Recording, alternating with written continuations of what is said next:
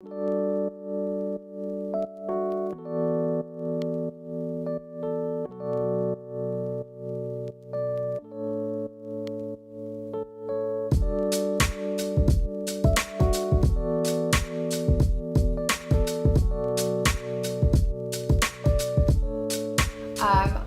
originally from Modesto, California, probably about 5 hours north of LA.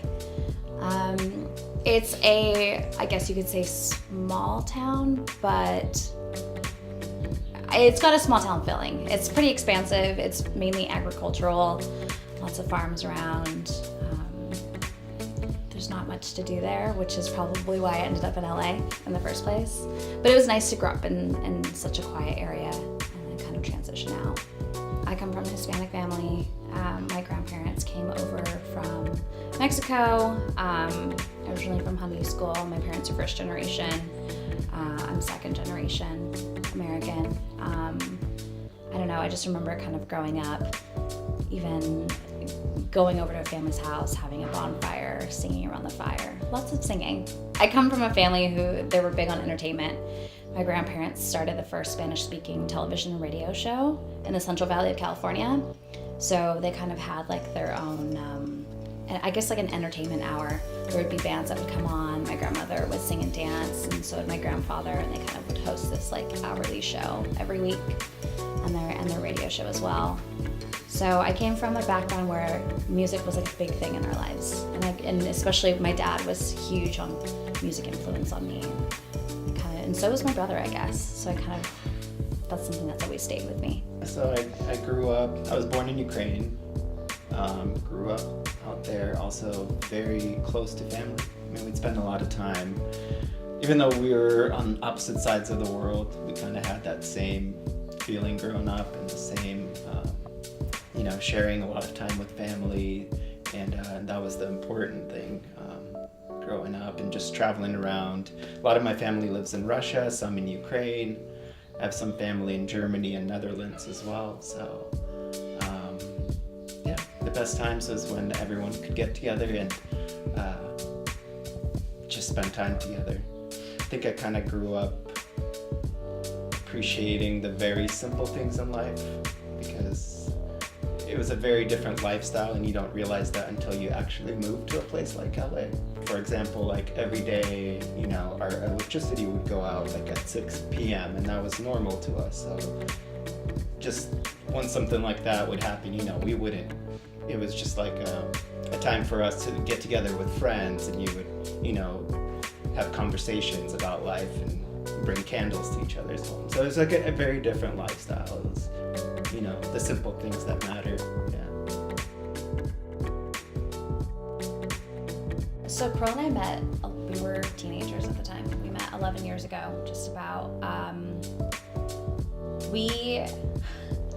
Again, music was a big thing in my life, and it's kind of funny. Music is a big thing for me. He was always into design or kind of creating some type of thing. So I had a lot of friends that were in bands, and the bands would tour back and forth and travel, and I'd be in the Bay Area hanging out with them or, whatnot. And he actually used to design like t-shirts for bands, like graphic tees and things like that. So we happened to know a lot of the same people, even though we were 6 hours apart. Just friends in bands that would travel back and forth. And there was a time where he was going up to visit some of my friends, and it was, back when kind of the whole social media thing was just starting. So, we knew each other just through friends, and he was like, hey, I'm gonna come up. Maybe we should hang out.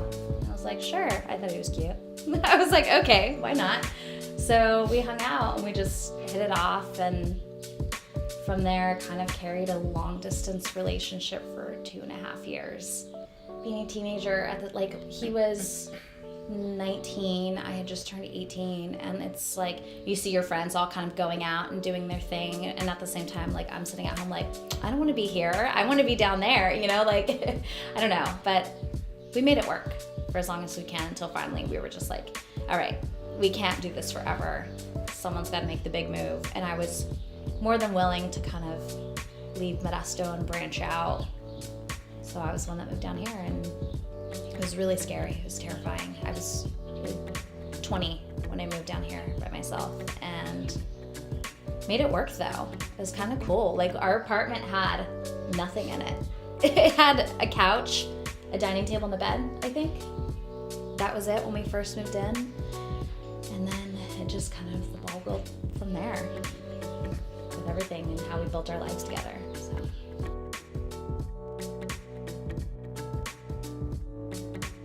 Balance to me is like the key word just in life in general. I kind of realized that more now that I got back into making art again, apart from doing interiors and running a shop. Like, people always ask me, like, what's the composition, like, what's the name of this piece? But to me, it's more like, it's just balance. It's like whatever is in my head. I feel like the balance of the materials and, you know, the colors, whatever, is what this piece is about. That's it. There's not much more to that. And that's kind of like, I guess that's the same thing when it comes to interiors too. Just kind of like, I don't want to say like I kind of have OCD, I guess, but like things will just bother me as well, you know. So I'm just very particular to where something should be. I actually wanted to start like my own store because I felt like there wasn't really that perfect shop, like in the States at all, or in LA in particular. In my head, I was just very inspired by the Japanese design, and I was collecting just vintage pieces from Europe. But yeah, it was years ago when I wanted to start my own shop, and I always told people, like, I want to open the store, but I never had the opportunity. And I was working in fashion most of the time, and my latest job before that, I was working for a company called Union Made out of San Francisco, which is a men's fashion line, and they had closed their LA locations, and I was their visual manager. So it just felt like the right time. I was like, if I don't do now, because nothing like that I've never lost my job before. So that was a moment where it just felt right. I was like, if I don't take the opportunity now, I'll probably, you know, get stuck working for another corporate company, or yeah, that was kind of my chance to do that and show, you know, just try something new. I wasn't sure if it was gonna work. I didn't have a business plan like every other company. I was just kind of doing what I felt.